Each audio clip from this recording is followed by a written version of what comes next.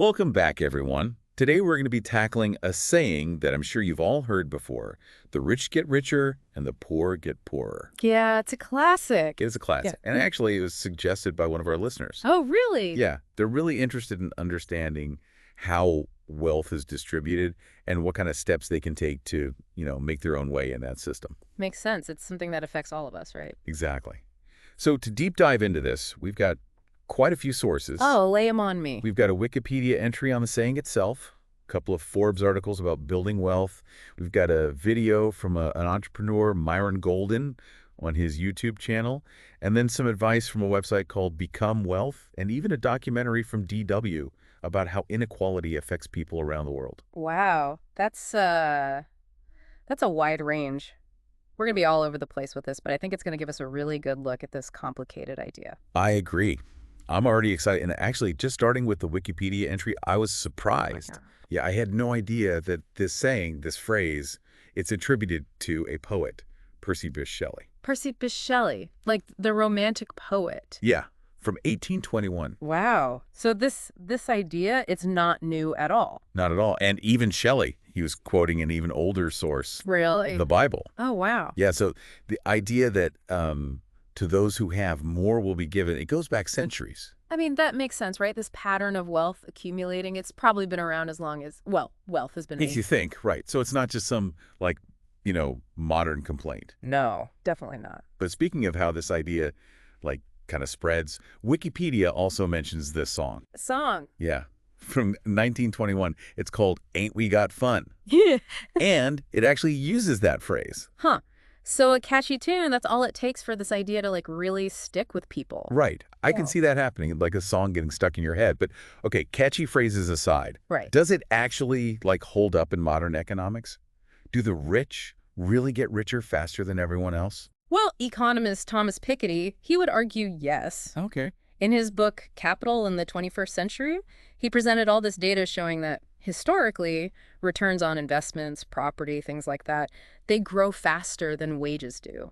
So basically, just working isn't enough. You got to own stuff. Pretty much, yeah. Like- Owning those assets, that seems to be the key if you want to build wealth quickly. Makes sense. But then I was looking at this website, Become Wealth, and they make kind of a counter argument. Oh, what do they say? They bring up data from New Zealand showing that their Gini coefficient, which is a measure of income inequality, has actually been going down lately. So things are getting more equal there. Yeah, lower Gini coefficient, that means things are becoming more equal. That's really interesting. I guess it shows that it's not so simple, right? It's not just black and white, yeah. It depends on the place, the time, the rules. It's complicated. Exactly. So maybe it's not a yes or no answer to that question, but while we're talking about challenging assumptions, this entrepreneur, Myron Golden, in his YouTube video, he has a really fascinating take on this whole thing. He argues that the difference between rich and poor is not just about, economics and systems. It's about mindset. Mindset, so how you think about money. Yeah, exactly. He says rich and poor people, they think about money, opportunities, even the words they use. They think about all of it differently. So it's almost like there's a rich way of thinking and a poor way of thinking. Kinda, yeah. And he has all these, stories to back it up. Like what? He talks about Adam and Eve in the Bible. Adam, Eve. Yeah. He says their first temptation was to focus on what they didn't have, that one forbidden tree, instead of all the abundance all around them. Interesting point. So he's saying this focus on what you lack, it actually holds you back. Yeah, it might blind you to the opportunities that are already there. I see what he's getting at. And it's not just about, physical things either, right? No, exactly. He also talks about the impact of the words we use. Yeah, if you call someone a drunk, it has a totally different feel than calling them an alcoholic. Oh, definitely. Same problem, but the words paint a very different picture. And that's his point.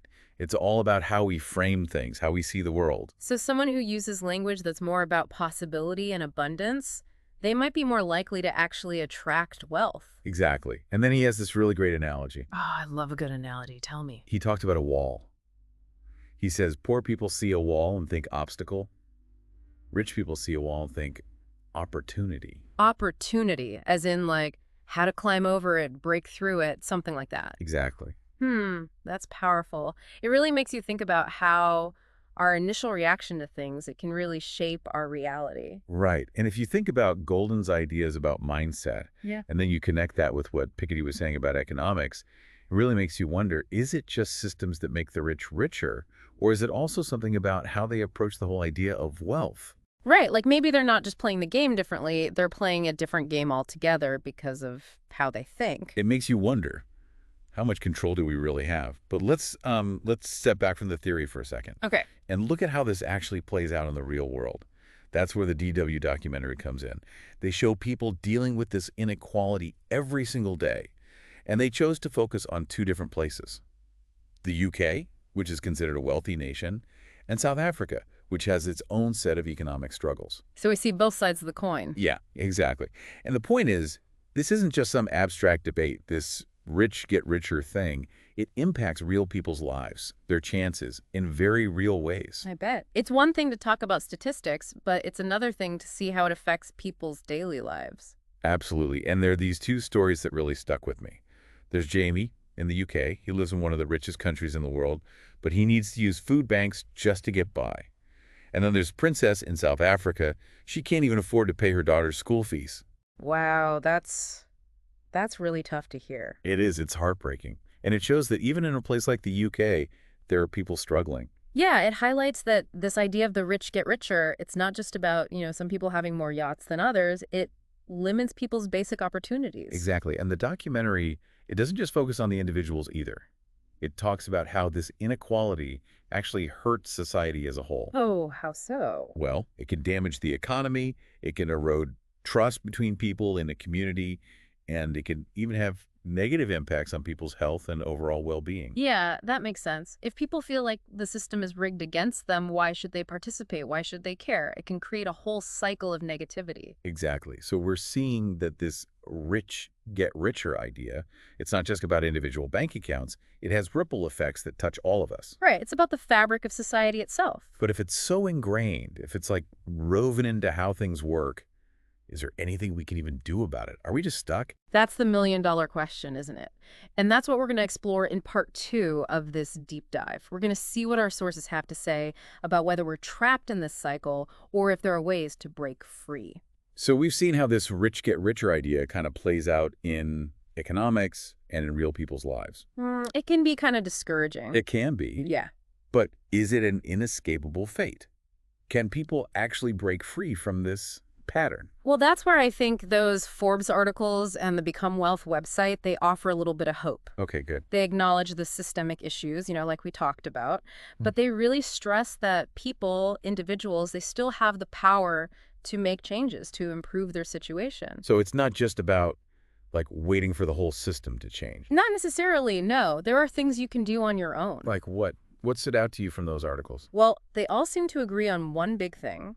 Start investing early, even if it's just with small amounts. Okay, yeah, I've had that before. It's all about that compound interest. Ah, yes, the snowball effect. Exactly. Your earnings make more earnings, and it just keeps growing over time. And the sooner you start, the more time that snowball has to roll and get bigger. Right, time is on your side or something like that. That's the idea. But one of the Forbes articles, they actually warned against like falling into that hustle culture trap. Oh, yeah, that's a good point. Like you shouldn't burn yourself out trying to get rich. Exactly. Building wealth shouldn't come at the cost of your health, your relationships, all of that. It's got to be sustainable. It's about more than just money. Right. It's about enjoying your life, not just maximizing profits. Okay, that makes sense. But speaking of advantages, Myron Golden, in his video, he touched on something that I've been thinking about a lot. Generational wealth. Ah, yeah, the idea that some people are just born with a head start. Exactly. He talks about how people from wealthy families, they don't just inherit money. They inherit networks, education, and even that mindset we were talking about earlier. Yeah, and those advantages, they can really compound over time, right? It can make it so much harder for others to catch up. It almost feels like some people are starting the race miles ahead. It's true. It raises questions about social mobility, like, can you actually move up the economic ladder when this rich get richer cycle is so strong? It feels like. Even if I follow that advice about investing early, what if I never had anything to invest in the first place? You're hitting on a really crucial point, and it's why focusing just on what individuals can do, that's not enough.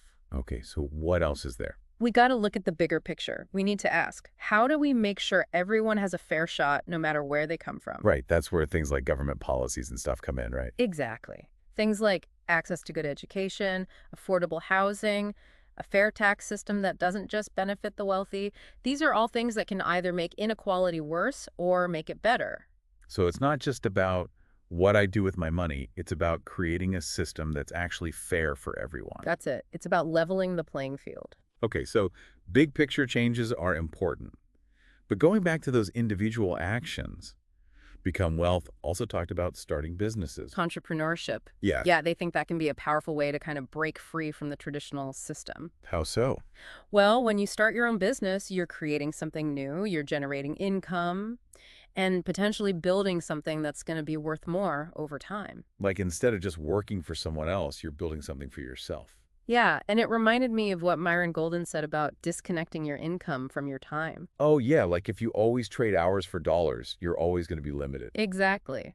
But with a business, it's different. You build systems, you leverage assets to make money, even when you're not clocking in. So it's a totally different way of thinking about earning money. It is. But those Forbes articles, they also stress the importance of having a good financial foundation before you jump into entrepreneurship. Like you shouldn't just quit your job tomorrow and expect to be a millionaire. No, not quite. They talked about understanding the difference between assets and liabilities. Ah, yes, the classic rich dad, poor dad lesson. That's the one. An asset is something that puts money in your pocket, like a rental property. A liability takes money out, like a car loan or a credit card debt. So it's not just about making money. It's about making sure your money is working for you. Exactly. Get rid of those things that drain your money and focus on building things that will make you more money in the long run. Okay, makes sense. Yeah. But even with the best plans and the right mindset, there are going to be obstacles, right? Yeah. Like even in that DW documentary, we saw people facing really tough situations. Absolutely. And what's amazing is that even in those situations, people find ways to be resilient, to make things work. Like Sakumzi in South Africa. Yeah, he built a successful business from nothing, created jobs, helped his community, all while facing some serious challenges. His story was so inspiring. It shows that individual initiative can really make a difference, even when it feels like the system is working against you. Right. So the rich get richer narrative, it might be true a lot of the time, but it's not the whole story. Exactly. There are people who are beating the odds and then using their success to lift others up. So we've talked about economics, mindset, entrepreneurship, systemic change. We've seen how this all plays out in different parts of the world. But how do we tie this all together? What does this all mean for our listener who's trying to make sense of this whole thing and figure out their own path? That's the question we'll tackle in our final part. We'll explore what all of this means for you and how you can actually use these insights in your own life and your own financial journey. Okay, so we've covered a lot in this deep dive. Economics, personal stories, all kinds of stuff. But now I think it's time to bring it all home. Yeah, let's make it real for our listeners. Exactly. What's all this rich get richer stuff? What does it mean for you? Yeah. How can you actually, use this info to create a better financial future for yourself? Well, I think the first takeaway, the most important one, is this. You're not powerless. Even with all those, huge economic forces. Even with those, there are definitely things that are outside of our control, but you still have choices. You still have actions you can take that matter. So it's not about, blaming the rich or feeling like you're a victim of the system? No, not at all. It's about realizing that you have the power to shape your own financial future. Okay, I like that. Yeah. But it's where do you even start? It can feel so overwhelming. I think it starts with your mindset. Mindset. Yeah. Remember what Myron Golden said. Focus on abundance, not on what you lack. Oh, right. Don't dwell on what you don't have. Look for the opportunities. Exactly. Every challenge, every obstacle, there's an opportunity hidden in there somewhere. And remember, choose words that empower you, not words that limit you. Okay, yeah. How you talk about things, it really does affect how you see them. And that ties right into the advice from Become Wealth about how we think about affordability. Affordability. Yeah, instead of automatically saying, I can't afford that, what if you ask yourself, how can I afford that? Ooh, I like that. It's a small shift, but it changes things from no way to, okay, let's figure this out. It's instead of a roadblock, it's a puzzle to solve. Exactly. But, okay, even with the right mindset, we still need some concrete steps, right? What can we actually do to build that better financial foundation? Yeah, for sure. Like, where do you even begin? Well, those Forbes articles, they really hammered this point home. Investing. Oh, yeah, investing early. Early and consistently. Even if you don't have a lot to start with, compound interest is a powerful tool. It's all about time. Exactly. The sooner you start, the more time your money has to grow. I get that. But I think for a lot of people, finding that extra money to invest, it can feel impossible. Right. It's like, I'm barely making ends meet as it is. Exactly. And that's where budgeting comes in and being really mindful about how you spend your money. Okay, so like tracking where your money goes, making a plan. Yeah, and Become Wealth talks about prioritizing assets over liabilities. Assets and liabilities. Yeah. That rings a bell. It's that idea that an asset puts money in your pocket while a liability takes it out. So like a rental property would be an asset, but a car loan would be a liability. You got it. Okay, yeah, that makes sense. So if you can like get rid of those things that are draining your money and focus on things that'll bring more money in, you'll have more to invest over time. That's the strategy. So it's not about depriving yourself, it's about being smart about where your money goes. Exactly. It's about making choices that support your long-term goals. Okay, but some people's goals might include like starting their own business. Right, definitely. And that's where what Myron Golden said about disconnecting your income from your time, that's super relevant. Yeah, because if you're always trading hours for dollars, there's only so much you can do. Right. But with a business, you can create income that doesn't depend on you physically working all the time. So it's a whole different way of thinking about how to make money. It is. It's not easy though, right? Yeah. Started a business. It's not for the faint of heart. It takes a lot of planning, a lot of resilience, a willingness to learn and adapt. And you got to remember what those Forbes articles said about having a solid financial foundation before you jump in. Yeah, you need that safety net. Exactly. But it's important to remember, too, entrepreneurship, it's not the only path. Oh, right. There are lots of ways to reach your financial goals, and what works for one person might not work for another. So it's about finding what fits you, your skills, and your dreams, basically. That's it. But no matter what path you choose, remember Sukumzi from that DW documentary? Oh yeah, the entrepreneur in South Africa. He built a successful business even though he was facing so many obstacles. It was really incredible. It shows that even when things feel impossible, even when the system feels stacked against you, you can still make things happen. Exactly. His story proves that individual effort can make a difference. So yeah, the rich get richer narrative, it might be true a lot of the time, but it's not the only story. There are people out there who are beating the odds and then using their success to help others too. Exactly. So we've covered so much in this deep dive: economics, mindset, entrepreneurship, systemic change. We've seen how people are navigating this in different parts of the world. But I think the key takeaway here is that it's not hopeless. Yeah, that's what I was thinking too. It's complex, but it's not a dead end. You have more power than you think.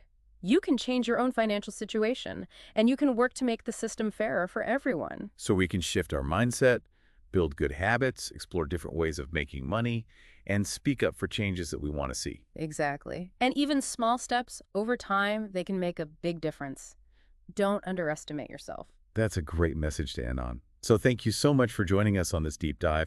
I hope you found it insightful and maybe even a little inspiring. Yeah, we hope it gave you some new ideas, some new tools to think about your own financial journey. Remember, you have the power to create a better future, both for yourself and for the world. Keep learning, keep questioning, keep taking action, and until next time. Stay curious.